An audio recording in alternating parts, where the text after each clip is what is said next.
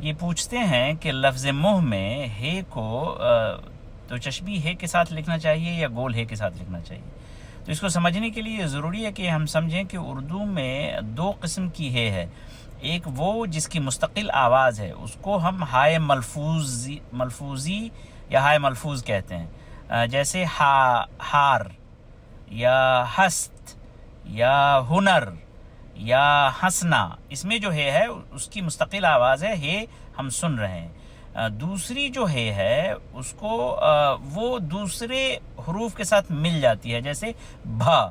تو بھا میں کیا ہے، اصل جو آواز ہے وہ ب کی ہے، اور جس میں حکاری آواز آ گئی ہا کی، تو وہ بھا ہو گئی، وہ بہا نہیں ہے، بھا. تو اس کو ہم اردو میں دو چشمی ہے کے ساتھ لکھتے ہیں.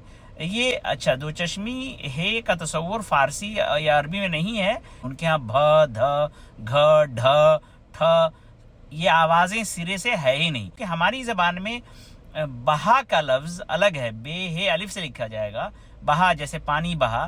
لیکن بھا جیسے بھالا میں جو بھا ہے وہ اس میں بھی 3 حروف ہیں، بے ہے اور الف. لیکن یہ جو ہے وہ اس کی مستقل آواز نہیں ہے، اس لیے ہم نے اس کو دو چشمی ہے کے ساتھ لکھنا شروع کیا تاکہ بہا دیکھنے میں الگ لگے اور بھا بھی دیکھنے میں الگ لگے.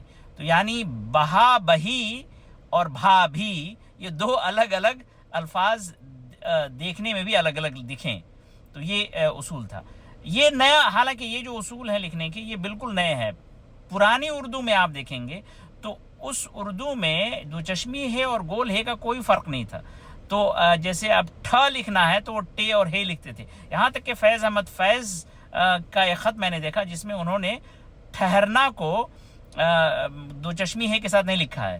اسی طرح سے پرانی چیزیں آپ دیکھیں گے تو اس میں جیسے مجھ کو، اس میں جیم اور ہے جو گول دو چشمی ہے ہونی چاہیے وہ لٹکی ہوئی ہے کے ساتھ آپ کو لکھا ہوا مل جائے گا. چونکہ اب جو املا درست ہے اس میں منہ میں جو ہے وہ ملفوظی ہے، اس لیے اس کو ہم دو چشمی ہے کے ساتھ نہیں لکھ سکتے.